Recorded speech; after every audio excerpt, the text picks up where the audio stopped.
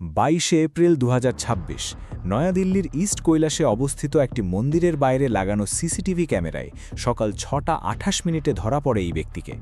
অথচ ঠিক এর মাত্র 8 ঘন্টা আগে এবং এই জায়গা থেকে প্রায় 160 কিলোমিটার দূরে রাজস্থানের আলোয়ারে সে এমন এক লজ্জাজনক অপরাধ ঘটিয়ে এসেছে যা মানবতা এবং বন্ধুত্ব দুটোকেই কলঙ্কিত করে দিয়েছে।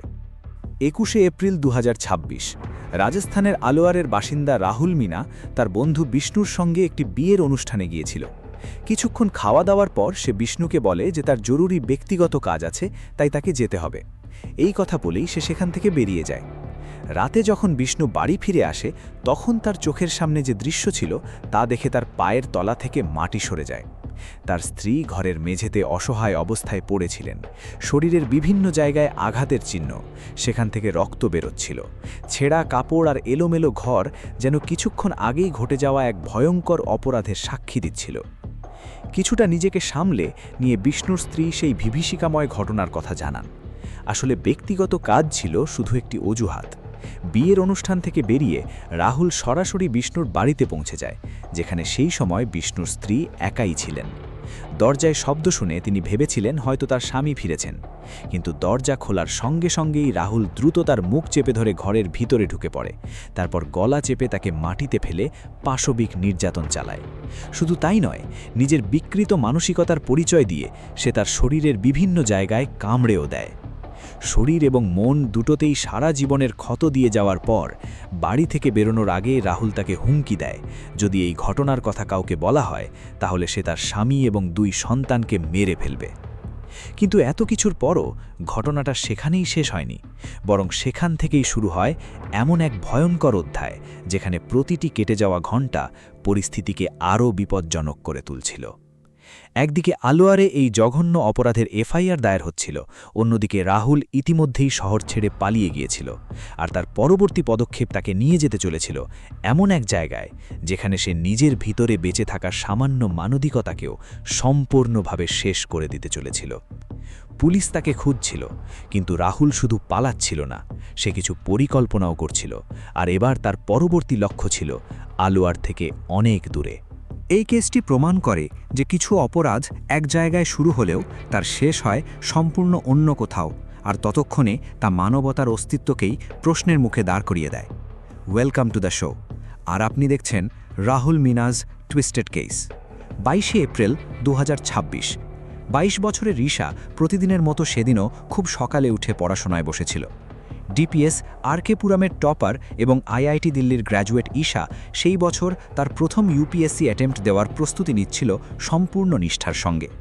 নিজের ডিসিপ্লিন বজায় রাখার জন্য তার বাবা মা বাড়ির ছাদে একটি আলাদা নিরিবিলি স্টাডি রুম তৈরি করে দিয়েছিলেন, যেখানে সে কোনো বিরক্তি ছাড়াই পড়াশুনো করতে পারত। তার বাবা ছিলেন একজন সিনিয়র আইআরএস অফিসার এবং মা একজন ডেন্টিস্ট। পুরো পরিবার দক্ষিণ পূর্ব দিল্লির অমর কলোনির অত্যন্ত সুরক্ষিত এবং অভিজাত এলাকা কৈলাস হিলসে থাকত।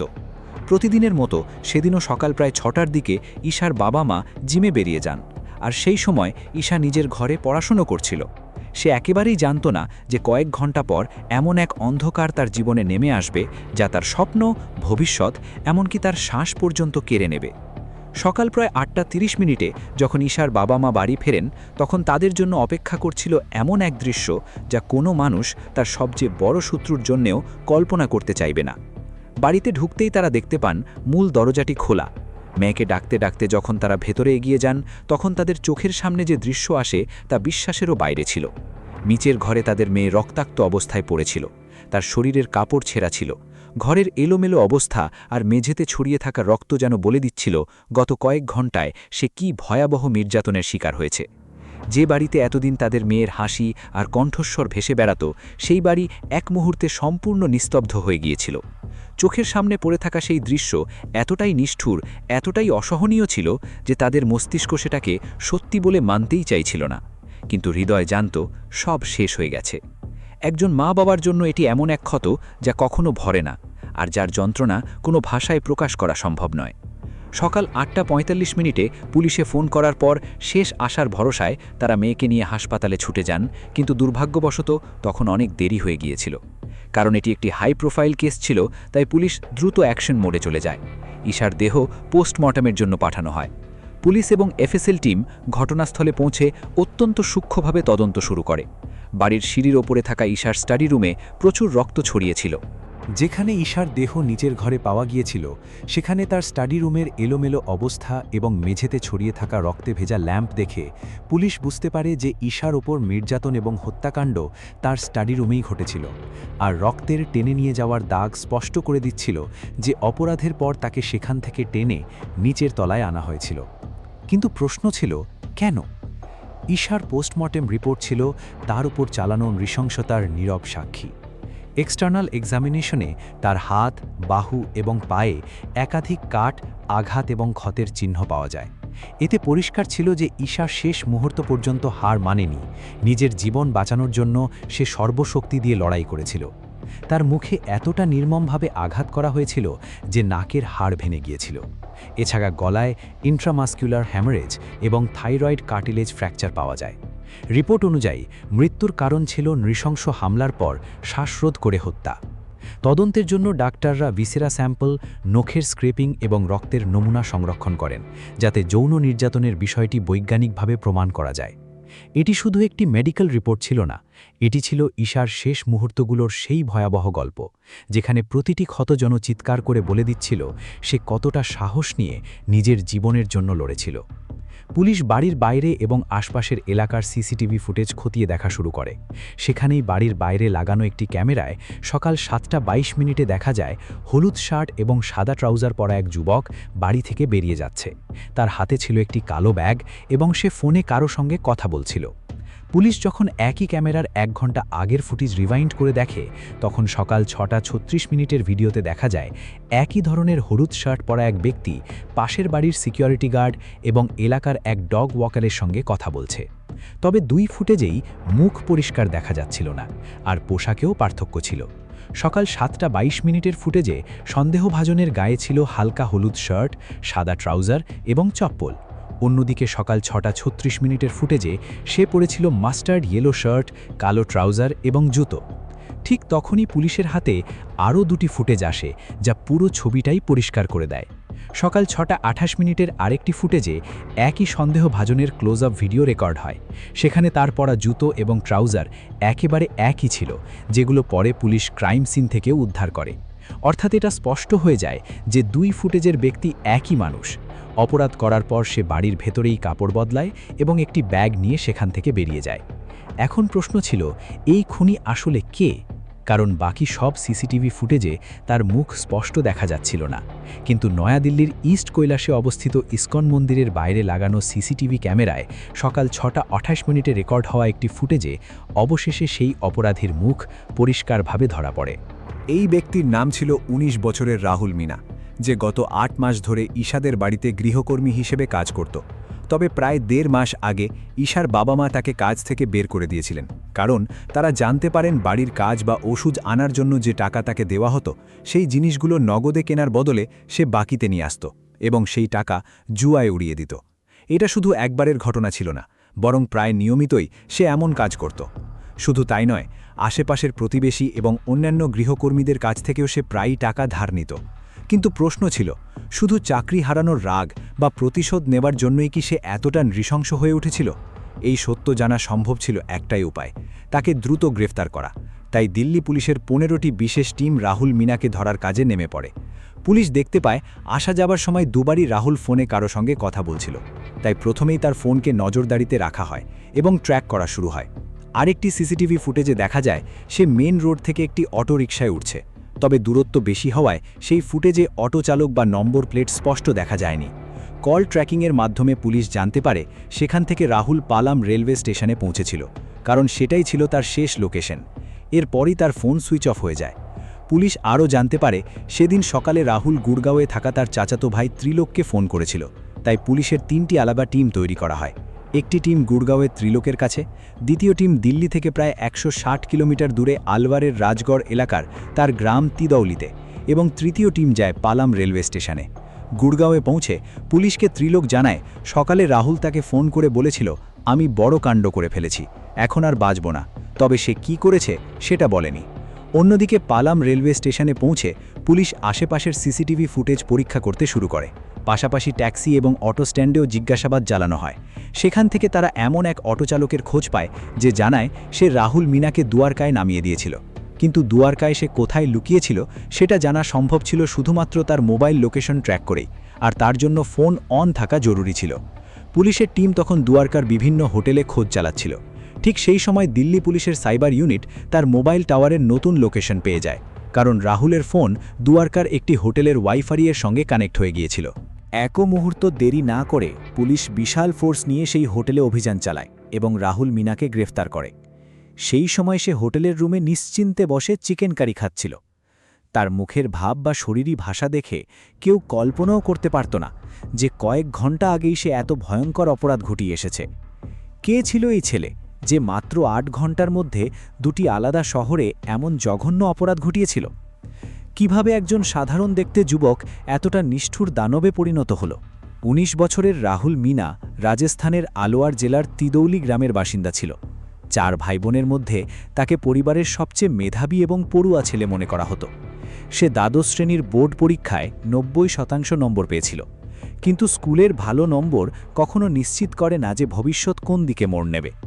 রাহুল ধীরে ধীরে মোবাইলের অনলাইন গেম যেমন ৩ পত্তি আর লুডোর জুয়ার নেশায় জড়িয়ে পড়ে। সেই নেশা এতটাই বেড়ে যায় যে টাকার জন্য সে বাড়ির দামি জিনিস বন্ধক রাখা এবং বিক্রি করাও শুরু করে দেয়। একসময় যে ছেলেকে পরিবার ও পাড়ার মানুষ শান্ত এবং মেধাবী বলে জানত, সেই রাহুল এই খারাপ অভ্যাসগুলোর কারণে ক্রমশ আক্রমণাত্মক ও হিংস্র হয়ে উঠছিল। তার বাবা পার্ট টাইম শ্রমিক এবং বাড়িতে গৃহ সহায়কের কাজ করতেন। তিনিও মদের নেশায় আসক্ত ছিলেন, ফলে পরিবারের পরিবেশ ধীরে ধীরে আরও খারাপ হতে থাকে। এই পরিস্থিতি দেখে গুরগাঁওয়ে থাকা রাহুলের কাকা তাকে দিল্লির একটি বাড়িতে গৃহকর্মের কাজ জোগাড় করে দেন। কয়েক মাস সেখানে কাজ করার পর তাকে নয়াদিল্লিতে বসবাসকারী এক আইআরএস অফিসারের বাড়িতে গৃহকর্ম হিসেবে রাখা হয়। এই চাকরিটি সে পেয়েছিল ওই আইআরএস অফিসারের অফিসে কর্মরত এক সুপারিনটেন্ডেন্ট র্যাঙ্কের অফিসারের ব্যক্তিগত সুপারিশে। সেই অফিসারও রাজস্থানের বাসিন্দা ছিলেন এবং রাহুলের কাজ ও ব্যবহার দেখে তার প্রশংসা করেছিলেন। জুনিয়র অফিসারের কথায় ভরসা করে আইআরএস অফিসার তাকে বাড়িতে কাজ দেন। শুরুর কয়েক মাস সবকিছু ঠিকঠাক চলছিল, কিন্তু অনলাইন জুয়ার নেশা তো সহজে ছাড়ার নয়। ধীরে ধীরে তার পুরনো অভ্যাসগুলো আবার সামনে আসতে শুরু করে। বাড়ির টাকা অপব্যবহার করা, নগদ টাকা নিয়ে জুয়ায় উড়িয়ে দেওয়া আর বাজারের জিনিস বাকিতে এনে চালিয়ে দেওয়া, এসব তার প্রতিদিনের অভ্যাসে পরিণত হয়েছিল। পাশাপাশি আশেপাশের লোকজনের কাছ থেকেও সে নিয়মিত টাকা ধার নিতে শুরু করে। যখন এসব বিষয় ঈশার বাবা মায়ের সামনে আসে, তখন তারা তাকে বকাঝকা করে চাকরি থেকে বের করে দেন। এরপর প্রায় ১.৫ মাস আগে রাহুল নিজের গ্রামে ফিরে যায়। সেখানে গিয়ে সে পরিবারকে মিথ্যা বলে বোঝায় যে সে শুধু ছুটিতে এসেছে এবং নিজের জায়গায় অন্য কাউকে কাজের জন্য রেখে এসেছে। কিন্তু গ্রামে ফিরে গিয়েও তার অনলাইন জুয়ার নেশা একটুও কমেনি। একবার ভাগ্য তার পাশে দাঁড়িয়েছিল আর সে প্রায় ৫ লাখ টাকা জিতে গিয়েছিল। এরপর তার বন্ধুরা তাকে নিজেদের অ্যাকাউন্ট ব্যবহার করে আরও খেলতে উস্কাতে থাকে। কিন্তু ভাগ্য তো সবসময় একরকম থাকে না। ধীরে ধীরে সে বন্ধুদের টাকায় খেলে সব হারিয়ে ফেলে। এরপর সেই টাকা ফেরত দেওয়ার চাপ ক্রমশ বাড়তে থাকে। টাকা ফেরত চাইতে গিয়ে বন্ধুরা তাকে বারবার অপমান ও হেয় করত। সেই বন্ধুদের মধ্যেই একজন ছিল বিষ্ণু, যে তাকে টাকা ধার দিয়েছিল। ক্রমাগত এই চাপ, অপমান এবং ক্ষোভ তার ভেতরে এক বিষাক্ত মানসিকতা তৈরি করে। সে ঠিক করে বিষ্ণুর ওপর প্রতিশোধ নেবে। আর সেই বিকৃত প্রতিশোধের ফলেই সেদিন রাতে সে বিষ্ণুর স্ত্রীর ওপর পাশবিক নির্যাতন চালায়। রাহুল জানত পুলিশ তাকে খুঁজবেই, তাই আলুয়ারে ধর্ষণের ঘটনার পর সে বিষ্ণুর স্ত্রীর ডুয়াল সিম ফোন চুরি করে নেয়। নিজের পুরনো যোগাযোগ মুছে ফেলার জন্য সে নিজের ভাই এবং এক বন্ধুর ফোন রাজগড়ে এক আত্মীয়ের কাছে দিয়ে দেয়। সেই ব্যক্তি ফোনগুলো বিক্রি করে রাহুলকে নগদ টাকা দেয়। সেই টাকাতেই রাহুল একটি প্রাইভেট হাসপাতালের অ্যাম্বুলেন্স, একটি ইকো ভ্যান ৬,০০০ টাকায় ভাড়া করে, যা তাকে সারা রাতের মধ্যে আলোয়ার থেকে দিল্লি নিয়ে আসে। কিন্তু সাউথ দিল্লিতে পৌঁছানোর পর সে ড্রাইভারকে বলে যে সে ঠিকানা নিশ্চিত করে আসছে। সুযোগ বুঝে সে সেখান থেকে কোনো ভাড়া না দিয়েই পালিয়ে যায়। সকাল প্রায় ৬:৩০ দিকে সিসিটিভি ফুটেজে দেখা যায় রাহুল মিনা কৈলাস হিলস কলোনিতে ঢুকছে। সে জানত এত সকালে মেইন গেটে কোনো সিকিউরিটি গার্ড থাকে না, আর সেই সুযোগটাই সে কাজে লাগায়। এটি কোনো সাধারণ বাড়ি ছিল না। সেখানে digital lock, steel gate, restricted lift access এবং পাসওয়ার্ড প্রোটেক্টেড দরজার মতো একাধিক নিরাপত্তা ব্যবস্থা ছিল। কিন্তু রাহুল এই সব কিছু সম্পর্কে আগেই জানত। সে এটাও জানত যে ভুক্তভোগীর বাবা মা প্রতিদিন সকাল 6:30 জিমে বেরিয়ে যান এবং প্রায় 8:30টার সময় বাড়ি ফেরেন। বাড়ির অন্য কর্মচারী এবং গৃহকর্মীরাও সকাল 8টার আগে আসে না, আর গৃহকর্মীদের প্রবেশের জন্য একটি স্পেয়ার স্মার্ট কার্ড জুতার র্যাকে লুকিয়ে রাখা থাকত। রাহুল সেই বিল্ডিংয়ে ঢুকে জুতার র্যাক থেকে ওই স্মার্ট কার্ড বের করে কোনো বাধা ছাড়াই বাড়ির ভিতরে প্রবেশ করে। সকাল 6:39 সে সোজা ছাদের ওপর থাকা স্টাডি রুমে পৌঁছে যায়, যেখানে ঈশা পড়াশুনো করছিল। হঠাৎ রাহুলকে দেখে ঈশা অবাক হয়ে যায় এবং জিজ্ঞেস করে সে সেখানে কেন এসেছে। তখন রাহুল মিথ্যে বলে যে আন্টি তাকে কাজের জন্য ডেকেছেন। এরপর সে টাকার দাবি করে, কিন্তু ঈশা টাকা দিতে অস্বীকার করতেই পরিস্থিতি দ্রুত ঝগড়ায় রূপ নেয়। রাহুল নিচের তলায় থাকা আলমারির পাসকোড জানতে চায়, কারণ সে জানত সেখানে টাকা এবং মূল্যবান জিনিস রাখা আছে। কিন্তু ঈশা যখন কিছুতেই তা বলতে রাজি হয়নি, তখন রাহুল তার সঙ্গে ধস্তাধস্তি ও মারধর শুরু করে। এরপর সেখানে থাকা একটি ভারী টেবিল ল্যাম্প তুলে নিয়ে সে ঈশার মাথায় বারবার আঘাত করতে থাকে, যাতে তাকে সম্পূর্ণ নিয়ন্ত্রণে আনতে পারে। এই আঘাতের ফলে যখন ঈশা অচেতন হয়ে পড়ে, তখন রাহুলের বিকৃত মানসিকতা আরও ভয়ঙ্কর হয়ে ওঠে। মানবতাকে সম্পূর্ণভাবে লঙ্ঘন করে সে প্রথমে ঈশার উপর যৌন নির্যাতন চালায় এবং তারপর মোবাইল চার্জারের কেবিল দিয়ে তার গলা টিপে হত্যা করে। হত্যার পরও রাহুলের আচরণ আরও নৃশংস হয়ে ওঠে। সে ঈশার দেহ টেনে নিচের তলায় থাকা লকারের কাছে নিয়ে যায় এবং সেখানে এমন এক কাজের চেষ্টা করে যা তার মানসিকতার গভীর অন্ধকারকে প্রকাশ করে দেয়। রাহুল ভুক্তভোগীর রক্তমাখা আঙ্গুল ব্যবহার করে বায়োমেট্রিক স্ক্যানার আনলক করার চেষ্টা করে, কিন্তু সেটি ব্যর্থ হলে সে স্ক্রুড্রাইভার দিয়ে লকার ভেঙে প্রায় 2.5 লাখ টাকা নগদ এবং গয়না নিয়ে নেয়। এরপর সে নিজেকে পরিষ্কার করে, রক্তমাখা নিজের কাপড় সেখানেই ফেলে রেখে ঈশার বড় ভাইয়ের সাদা প্যান্ট, স্লিপার এবং ফুল স্লিভ হলুদ টি-শার্ট পরে নেয়। ঈশার বড় ভাই অন্য শহরে চাকরি করতেন। সকাল 7:22 সিসিটিভিতে দেখা যায় সে একটি কালো ব্যাকপ্যাক নিয়ে বাড়ি থেকে বেরিয়ে যাচ্ছে। সেই ব্যাগের ভেতরে ছিল চুরি করা টাকা। বাড়ি থেকে বের হওয়ার সময় এক গাড়ি পরিষ্কারকারী তাকে চা খাওয়ার অফার করেছিল, কিন্তু রাহুল তা ফিরিয়ে দিয়ে সোজা নেহরু প্লেসের কাছে অবস্থিত আস্থাকুঞ্জ পার্কের দিকে চলে যায়। সেখানে গিয়ে সে ঈশার আইফোন একটি ডাস্টবিনে ফেলে দেয়। মাত্র 19 বছরের এক যুবক সকাল 6:39 থেকে 7:20, এই মাত্র 41 মিনিটের মধ্যে এত ভয়াবহ অপরাধ ঘটিয়েছিল। রাহুল ছিল অত্যন্ত ধূর্ত, তাই বাড়ি থেকে বেরিয়েই সে কোনো সরাসরি রুট নেয়নি। প্রথমে কিছু দূর অটোরিকশায় যায়, তারপর 600 টাকায় একটি প্রাইভেট ক্যাব ভাড়া করে পালাম রেলওয়ে স্টেশনে পৌঁছায়। তার পরিকল্পনা ছিল হরিয়ানার রেওয়ারিতে পালিয়ে গিয়ে লুকিয়ে থাকা, কিন্তু সেখানে পৌঁছানোর আগেই তার ট্রেন ছেড়ে যায়। ট্রেন মিস করার পর সে সঙ্গে সঙ্গে নিজের পরিকল্পনা বদলে ফেলে, আবার একটি অটো নিয়ে দ্বারকার একটি ওয়াইও হোটেলে গিয়ে চেক ইন করে। হোটেলটি সে সন্ধে 6:30 পর্যন্ত বুক করেছিল। অফিসিয়াল ভাড়া ছিল 1500 টাকা, কিন্তু হোটেল কর্মীরা অতিরিক্ত 500 টাকা নিয়ে তাকে কোনো আইডি ছাড়াই থাকতে দেয়। রুমে ঢুকেই সে প্রথমে একটি কুইক কমার্স অ্যাপ থেকে ক্যাশ অন ডেলিভারিতে টি-শার্ট অর্ডার করে। এরপর খাবারের জন্য চিকেন কারি এবং রুটি অর্ডার দেয়, কিন্তু আসল খেলা চলছিল তার ফোন নিয়ে। তার কাছে একটি ডুয়াল সিম মোবাইল ছিল, যা সে আলুয়ারে ভুক্তভোগীর বাড়ি থেকে চুরি করেছিল। পালাম স্টেশনের কাছেই সে সেই ফোনের কলিং সার্ভিস বন্ধ করে দেয়, যাতে পুলিশ তাকে ট্র্যাক না করতে পারে। কিন্তু হোটেলে পৌঁছে সে সেই ফোনটি ওয়াইও হোটেলের ওয়াইফাইয়ের সঙ্গে কানেক্ট করে ফেলে। এরপর সে ইন্টারনেট ব্যবহার করে গুরগাঁওয়ে থাকা তার কাজিনকে ইনস্টাগ্রামে মেসেজ পাঠাতে শুরু করে। আর ঠিক এই ডিজিটাল ট্রেস ধরেই পুলিশ তাকে গ্রেপ্তার করতে সক্ষম হয়। কিন্তু গল্প এখানেই শেষ হয়নি, কারণ পুলিশি হেফাজতে দেওয়া তার বক্তব্য এবং জুডিশিয়াল ম্যাজিস্ট্রেটের সামনে দেওয়া বয়ানের মধ্যে ছিল বড় ধরনের অসঙ্গতি। পুলিশি জিজ্ঞাসাবাদের সময় রাহুল মিনার আচরণ ছিল অত্যন্ত বিস্ময়কর। সে ছিল একেবারে শান্ত, যেন সে কোনো বড় অপরাধী করেনি। নিজেকে সাফাই দিতে গিয়ে সে বলেছিল, দিদি যদি টাকা দিয়ে দিত তাহলে আমি কিছুই করতাম না। দিদি, একটা শব্দ যেটাকে আমরা সম্মান, আপনত্ব আর নিরাপত্তার অনুভূতির সঙ্গে জড়িয়ে দেখি, অথচ সেই একই শব্দ ব্যবহার করল সে এমন এক জঘন্য অপরাধের পর যেন পুরো সমাজ আর ব্যবস্থাকেই উপহাস করছে। এরপর সে নিজের অপরাধকে হয়ে গেছে বলে ব্যাখ্যা করার চেষ্টা করে, যেন সব কিছু শুধুই একটা সাধারণ ভুল ছিল। কিন্তু যখন তাকে চিফ জুডিশিয়াল ম্যাজিস্ট্রেট দীপিকা ঠাকরানের সামনে হাজির করা হয়, তখন তার সুর বদলে যায়। সে বলে, আমার দ্বারা অপরাধ হয়ে গেছে, ভুল হয়ে গেছে, সব টাকার জন্য করেছি। তার শরীরে থাকা আঘাতের চিহ্ন সম্পর্কে জিজ্ঞাসা করা হলে সে মিথ্যা বলে জানায় যে ছাদ থেকে নামার সময় সে পড়ে গিয়েছিল। পুলিশ কর্মকর্তাদের মতে জিজ্ঞাসাবাদের সময় সে বারবার নিজের বক্তব্য বদলাচ্ছিল এবং কোথাও তার মধ্যে অনুশোচনার কোনো চিহ্ন দেখা যায়নি। তদন্তকারীরা যখন তাকে মানবতা আর সম্পর্কের দিক থেকে প্রশ্ন করেন এবং মনে করিয়ে দেন যে সে প্রায় ৮ মাস ওই পরিবারের সঙ্গে কাজ করেছে, তখন তার উত্তর আরও বেশি চমকে দেওয়ার মতো ছিল। সে বলেছিল, ওরা তো আমার কাছে ভগবানের মতো ছিল। দুজনে খুব ভালো মানুষ ছিল, কিন্তু আমার টাকার দরকার ছিল। এই দ্বিচারিতা শুধু একটি বক্তব্য নয়, এটা দেখায় যখন লোভ আর বিকৃত মানসিকতা মানুষকে অন্ধ করে দেয়, তখন সে নিজের মুখে ভগবান বলা মানুষকেও ছেড়ে দেয় না।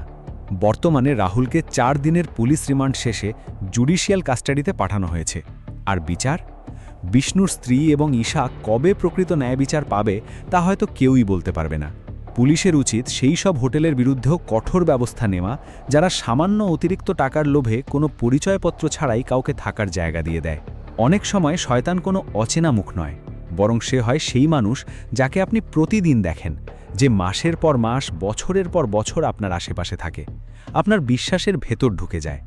আর ঠিক সেই মানুষটাকেই চেনা সবচেয়ে কঠিন।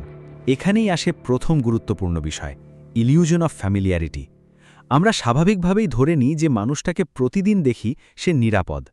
8 মাস ধরে রাহুলকে দেখতে দেখতে পরিবারটির মন তাকে বিশ্বাসযোগ্য শ্রেণীতে ফেলে দিয়েছিল।